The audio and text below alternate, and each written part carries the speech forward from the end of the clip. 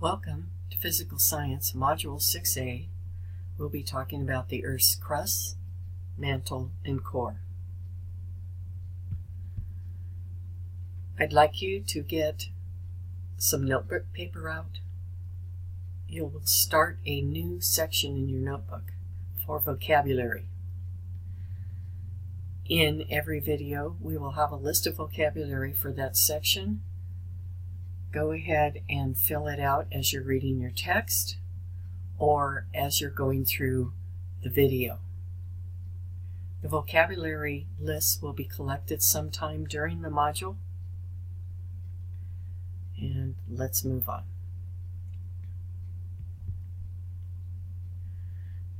The Earth has 5 sections. We've already covered 2 of the sections, the atmosphere and the hydrosphere. We'll now be talking about the crust, the mantle, and the core. The crust is the top portion of the Earth. The mantle is under the crust, and the core is under the mantle. And you can see this from figure 6.1 in your text, that there is an outer core and an inner core. The Earth's crust is unique. It's the only section in the Earth that we can observe directly. All other sections have to be observed indirectly. The majority of the crust's thickness ranges from 55 miles to upwards of 12 miles.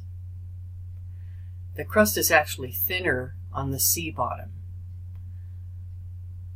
but we still can't drill deep enough even using the bottom of the sea.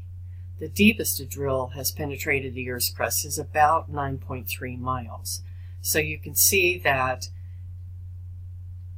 that 12 miles, we're still 3 miles from being able to drill through the Earth's crust into the next section.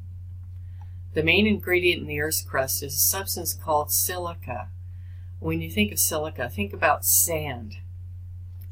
The crust of the Earth also contains soil and sediment as well as rock. So what is sediment? Sediment is small, solid fragments of rock and other materials that are carried and deposited by wind, water, or ice. Examples would be sand, mud, or gravel. In the last module, we learned about what happens with glaciers when they move. They will pick up materials as they're going, and they'll crush those materials. They'll drag them with them. This is one of the ways that we get sedimentary rock. Chemical reactions can turn sediment back into rock. This is called sedimentary rock. Sedimentary rock is rock formed when chemical reactions cement sediments together, hardening them. The rock that composes the Earth's crust is a mixture of sedimentary rock, igneous rock, and metamorphic rock. Where does igneous rock come from? Igneous rock is rock that forms from molten rock. We're all familiar with volcanoes and their action. The hot liquid rock underneath the Earth's surface is called magma.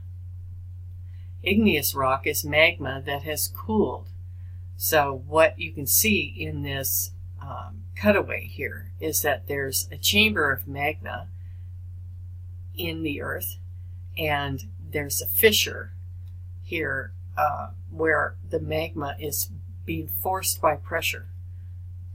And there will be small offshoots, but eventually the magma will burst out of what we call a volcano, and it'll create, in many instances, a crater cone.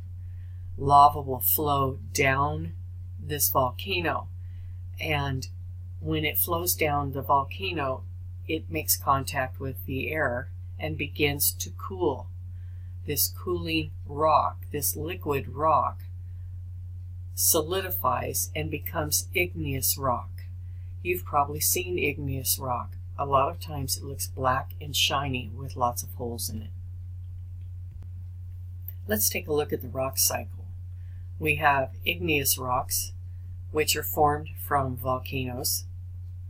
We have sedimentary rocks, and we have metamorphic rocks. Metamorphic rocks are usually formed from heat and pressure. Sedimentary rock is a combination of events, but usually by just weathering or things happening around the rock that cause the rock to wear down. Volcanoes create a situation of heat and pressure and can make sedimentary rock become metamorphic rock. So that's going to be it for this section of the video. Go on and do your On Your Own 6.1 and fill in your vocabulary list from your text or from this video. See you soon.